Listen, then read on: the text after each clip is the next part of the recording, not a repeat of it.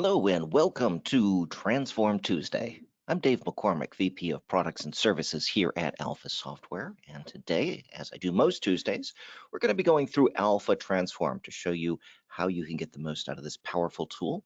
And we're going to be focusing today, or continuing our discussion, I should say, on reporting. Today, we're actually going to get a little bit more into the weeds on how to build reports using your Transform data, and then how to create a web page that lets you select a date range and other criteria that'll let you run your report online in a web browser, well, over the internet. I'm also here to answer your questions. So if you do have any questions, go ahead and type them into the questions box of the GoToWebinar control panel. All right. Also, I'm being joined today by our head of documentation, Sarah Mitchell. Sarah, if you are on the line, can you let me know if you can hear me and if you can see my screen? I can hear you and I can see your screen. Fantastic. All right, well, we're off to a good start. So not too many slides today in today's presentation. It's all going to be very hands-on. I'm going to be using Alpha Anywhere as the example application for building out our transform reporting. So let's just dive right into that. So today, what I'm showing you right here is a fairly simple web page. It's live here on the internet. In fact, if you would like to play with it, I'm going to let you just take a copy of that. And I'm going to put that right in the chat window.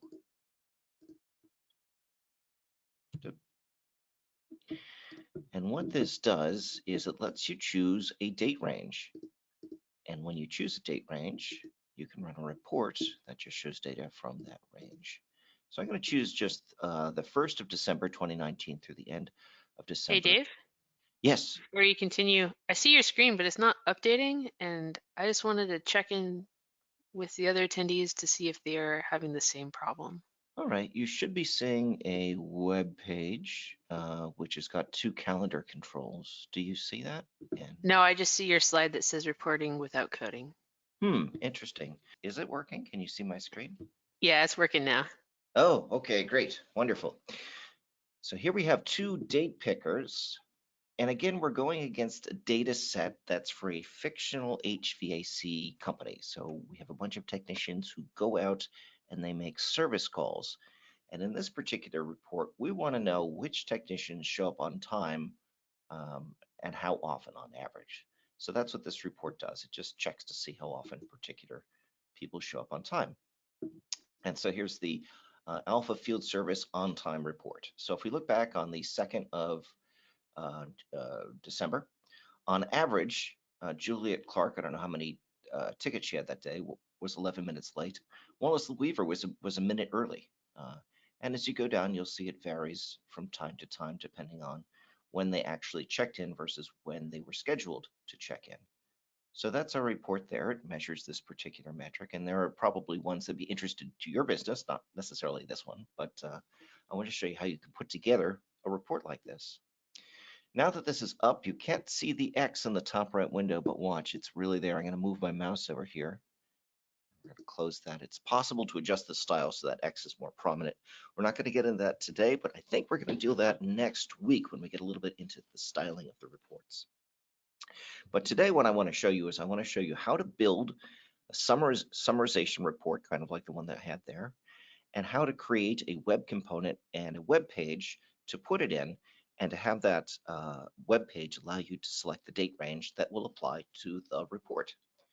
So it's going to be a little bit of everything, and then we'll see how far we get. And what we don't finish today, we will finish next week and go on to the styling.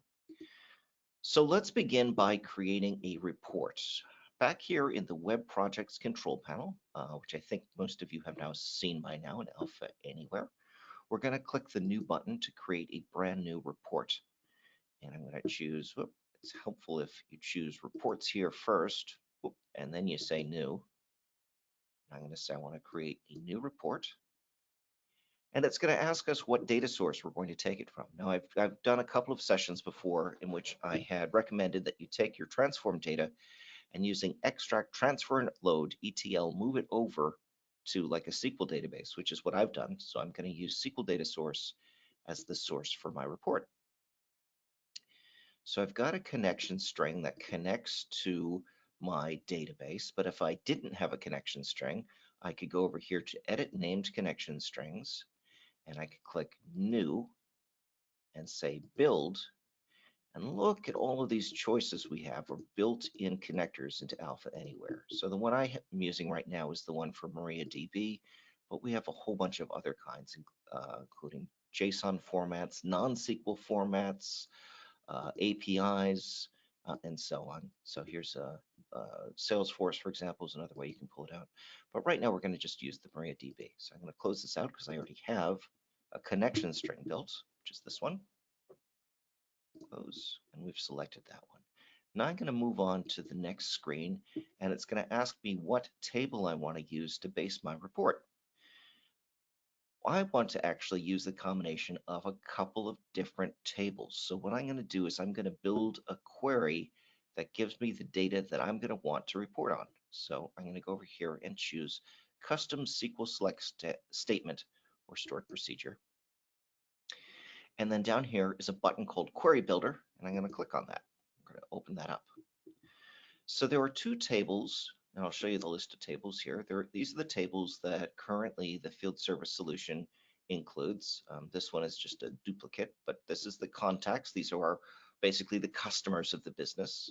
The equipment are all of the furnaces and air conditioners and all that the customers own. Parts of the replacement parts, which can be placed into the equipment, and service calls and technicians in particular are the two that we're really interested in. Service calls explain each service call. Each time someone was summoned out to a location to do something, there's a record in the service call database. And then there's another record here in the technicians database that keeps track of basically which names of technicians and first name, last name, email, and other stuff like that. And that's related to the service calls database, and they have a fielding column common called tech ID. So I'm going to go ahead and build this. I'm going to choose technicians as my table, and then I'm going to add another table, and I'm going to choose service calls. And it's going to ask me how I want to link these together. What fields do these two tables have in common? Well, they have the tech ID field in common. So tech ID is way down here. Here we go. So now if I run this just as is, it's going to show me the first 100 records in the table. So there's the first name of the technician, the last name of the technician, and then as we move over here, we're seeing the service calls. So on this particular record, that technician visited someone named Addison Lloyd at this address, and it goes on. We have all kinds of information, what types of problems were found or discovered, what the replacement parts were, signatures, how they did in the checklist, a whole bunch of stuff. We're not interested in all of those fields. So what we're going to do is we're actually going to limit the number of fields by going into the columns tab here and choosing just the ones we want. So really, I'm going to probably want the tech ID. I'm going to definitely want the first name and the last name of the technician.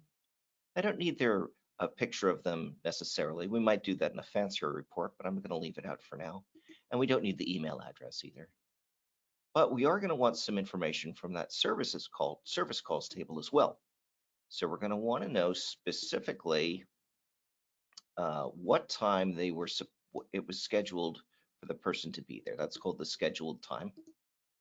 And then I have another one called service date, although this really should have also been service time, just to be consistent. They're both time fields. And this records when the person actually showed up. So scheduled is when it was supposed to, and service is when they actually did that. So that's all of the data that I'm going to need to build the report. So I just have these fields. And the nice thing about having not too many fields is it makes it much easier later on when you're building out reports that you don't have to go picking through and finding, through all of this stuff to find what you need. All right, so I'm done putting that together, the data source together.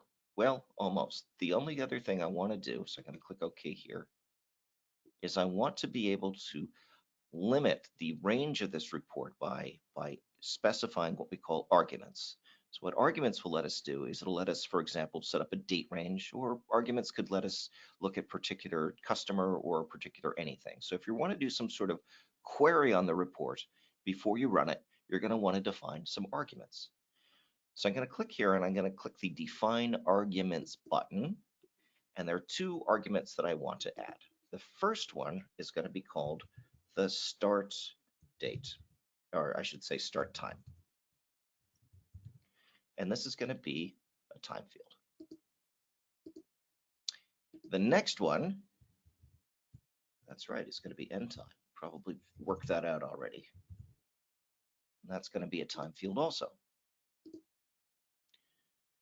And for purposes when I'm working with the report I want to be able to specify which records I want to use, even locally here while I'm designing it.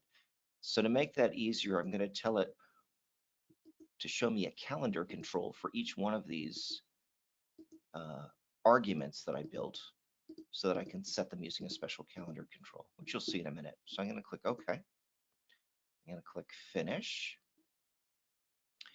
And now it's going to ask me how many records do I want to retrieve. Now I'm dealing with a limited set of records, so it's okay for me to retrieve all of them. I'm going to set it to 0. But if you had a ton of records, thousands of records, millions of records, you would probably want to set this to a specific number, maybe 500, maybe 1,000, just so that you have enough data to design your report. Then later on, when you run it, you can use all of the records that you need. And if you'd like further explanation as to why it's better to get fewer records, there's a little pop-up here that you can click on. Okay, so that's all set. So what should be happening now is the report editor should open. Now, the kind of report that I'm building, there were a couple different types, and I don't think I pointed that out earlier, but I have in other sessions. This type is called a layout table report, and you can tell it's called a layout table report because it's already divided into columns. That's how you know you're in the correct report type. So let's say, for example, we're going to make this my on-time report. So this is the report header. This is what's going to appear up at the top just once, and it's got 3 columns. I'm going to just go ahead and I'm going to merge those all into a single column. And I did that by clicking on them to highlight them and choosing Merge Selected Cells. Now that that's done, I'm going to double click on that cell and I'm going to just type in some static text. I'm going to call this the on-time report. And I'll click OK. So that's fine, but now let's say I wanted to make this a little bit bigger and I want to center it. How would I go about doing that? Well, let me show you. Up here on the toolbar, there's this little icon. It looks like a letter T and it's got a pencil next to it. That turns on and off the text toolbar, which has got the controls we need to do that. So I'm going to click on that, and you'll see on my screen it's appeared over here. Sometimes it'll appear down here in this corner as a floating screen, and you can drag it. And with all the toolbars, you can pretty much drag them as you want. So I can drag them off here, or I can dock them to the side. Now that I'm here, I want to tell it that I'm going to center my text, and I'm going to click on this select font here, which lets me choose both the font, which I'm not going to change, and the size, which I am going to change. So I'm going to change that to, I don't know, 32 as the font size. And there's a big on-time report. There we go. Okay, so what I can do now is I can start filling in these other columns with pieces of data. One thing I could do is I could simply choose, if I wanted to do it the simplest kind of report, we could just simply show a person's first name and last name, and then in another column, show when they were supposed to be at a particular job site, and in another field, show them when they actually arrived at that job site. So that would be one way to do a report like that, and it's a fairly simple way, so I'm going to show you how to do that right now. So I'm going to start by including the person's first and last name. And typically, if I just want to show one field, I can just click this field button here and choose this drop down. And now here are my fields. I have first name field and last name field, but I want to put them together in the same box. So instead of choosing a field, I'm going to have an expression. An expression lets me manipulate the data a little bit before it goes in. So I'm going to click the edit button. That opens up the expression builder. And from the field names, I'm going to choose first name. And then I'm going to say plus, and then I'm going to choose last name. And here is the result, Gary tons and tons and tons of space, Williams. Now I'm going to switch to Bernard, tons and tons and tons of space, Fry. And now Juliet with tons and tons and tons of space, Clark. So what's all this tons and tons and tons of space? These are actually blank characters because when we set this field to, I don't know what we set it to, maybe 25 characters in length, it automatically includes those 25 blank characters at the end that we didn't use. So what we want to do is we want to just trim those off, and we can do that by using a function in Alpha Anywhere called trim. What trim does is it removes the trailing blanks, the blanks at the end. And so here we go. Now we have absolutely no space between the first name and the last name. Well, that's better, but not good enough. So let's do something tricky here. We're going to put in a space in between. So plus quote, and then I hit the space bar. This is just, even though it looks invisible, there's a space in there, last name. And that gives us the first and last name. So we're just going to click OK. And we'll put that in. That's our first field. The next field we're going to do, we're going to add, we're just going to do the time that they were supposed to arrive, and that's known as the scheduled time. And I'm going to put that one in. And then the last one, also a field, is going to be the time, the service date. Like I said, I probably should have called that service time. That's the time they actually arrived. So I'm going to click OK on that. And now let's just save our reports. I'm going to call this report 3. All right. So now if I run this report, this is what I'm going to see.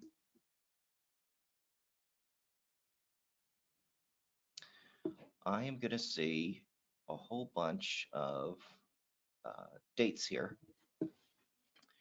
And notice I haven't actually filtered them in any way. So here's Gary, here's Bernard, here's Juliet, here's James, here's Juliet again.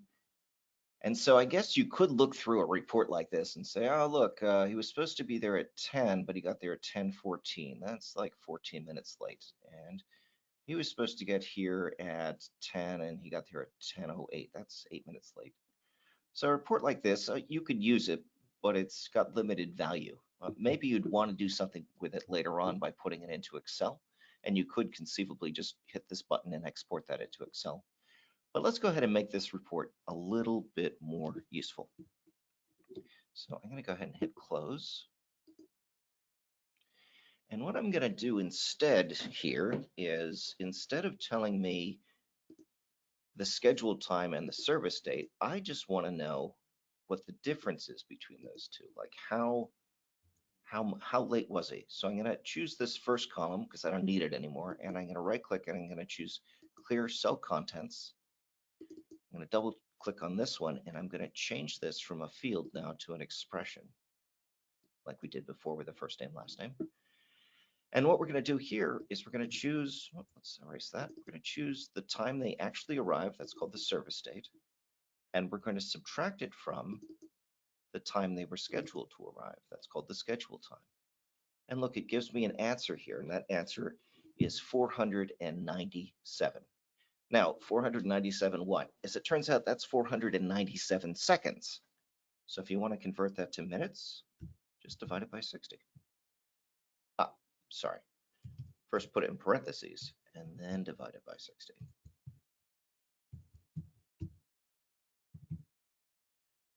And that shows 8.28333333 minutes left. Well, that's going to look awfully ugly on the report. So let's format that. I'm going to click OK.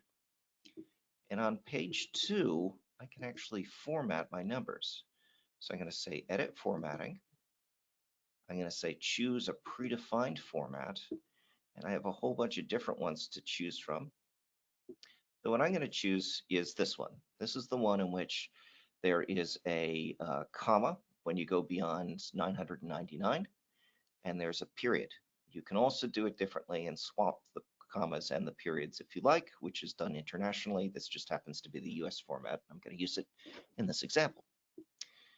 Okay, now that that's done, the only other thing is I don't want to see fractional minutes. Let's just round that down to 0 decimals. So I just want whole numbers for the number of minutes that they are late. And I'm going to click OK, click OK, and click OK again.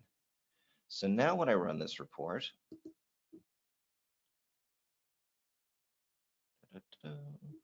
I'll see that Gary Williams was 14 minutes late, Bernard Fry was 9 minutes late, Juliet Clark was 8 minutes late, but I don't see on what date they were or when this was. Was that this week or last week or this year or whatever? So it's not a super helpful report just yet. I could put dates next to it, but I think mostly what we're interested in is getting a summary, a summarization. In other words, I don't want to see every ticket. Just tell me what happens, let's say on a day-by-day basis, or later on we can do week by week.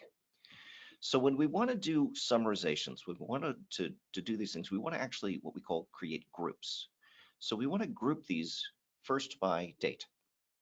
And I'm going to do that by inserting a group. So I went to the details section and I right-clicked and I chose insert group. And then it's going to say, well, what do I want to group on? I said, well, I want to group on the date, but not exactly the date, because the date is also the time. There'd be too many of them. I want it to be the exact date. So I'm going to do an expression. I'll show you what I mean by the date being the time. Let's choose scheduled time as the time we're going to use. So I don't want to have a different one for each one of these different times. I want to know it just for the day. In other words, I don't care about the hour. Just group it by the day. So what I want to really do is I want to convert this time field into a date field. And I'm going to do that using a function that we use an awful lot in Alpha Anywhere called the convert type function. So what convert type is going to do is it's going to take my input thing, which can be in any format at all, happens to be time, and I'm going to put in the requested type, which is a date. So I put a little d next to it. If I wanted to be an n, that could have been a number, it could have been an n. If I wanted it to be a character field, it could have been a character. And if you look up the documentation for convert type, there's some other cool things that it can do as well. But anyway, that's all I need right here. So I'm going to click OK. And when I click OK, it's going to create for me a brand new group. Okay. And it's got it along with a group header. So on top of this group header, what I'm going to insert is I'm going to put in an expression again, and I'm just going to use this as sort of as a header. I'm going to take my scheduled time, and I'm going to do the same thing that I did a moment ago, and I'm going to convert it into a date as well. I'll show you how I'm going to do that too in a minute. So let's convert that to a date. Okay. So now, in theory, if I've done everything right, when I run this report, it should show me for each date all of the people and how late they were for each one of their service records. So for each one of their service calls. So I'm going to print preview this report.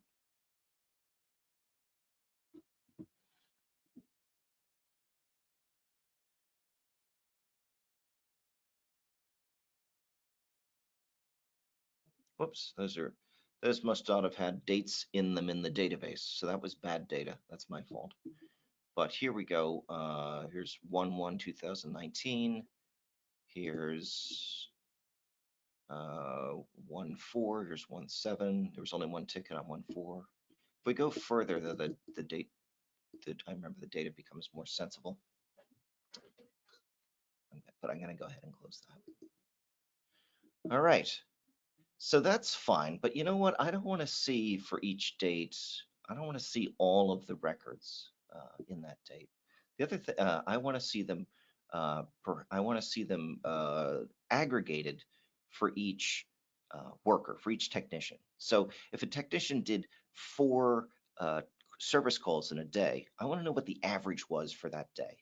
So to do that, I'm going to build another group. I'm going to build a group this time called technician. And we're going to break on, I'm going to go with a technician last name because I know they happen to be unique. I also included tech ID. I could have broken on that, but I'd prefer to do it by last name because then it'll be ordered by last name. It's easier to see. So I'm going to click OK, and now I've created yet another group. And in this group called last name, I want to put in the person's, actually don't have to put in the person's last name. I'm going to put in the person's, sorry. Now that I'm here, I've created a new group called last name. And like I said, I don't want to show all of the records in the details section for that last name. I just want to see what the aggregate was of them, what the summary was of it. So what I'm going to do is I'm actually down here in the footer of last name. I'm going to take what I had here, this expression, and I'm going to copy it. And I'm going to go ahead and clear that cell. And I'm going to put the name down here at the bottom. And let's edit the cell content and we'll say expression again. I'll just paste that right in there. Okay. And now the same thing applies, edit cell content. The same thing applies for this cell as well. I just want to know, just want to see this once. So I'm going to clear this. And I'm going to paste that down in here in this cell.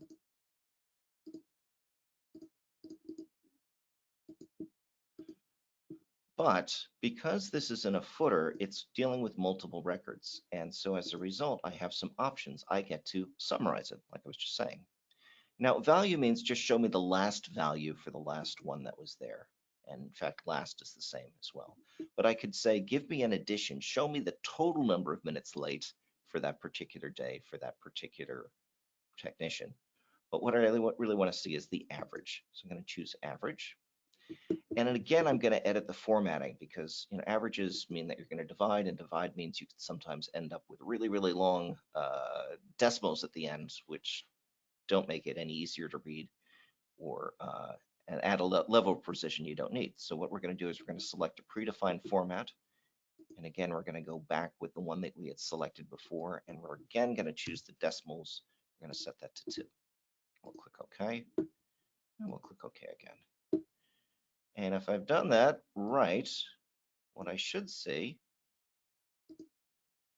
is that it's going to give me, for each date, it's going to give me a list of the technicians and what the average number of minutes late they were.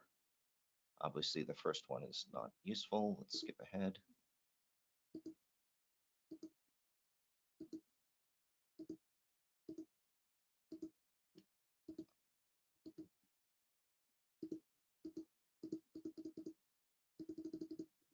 Oh, well, whatever. Okay, so let me just choose one. I'm going to go back one.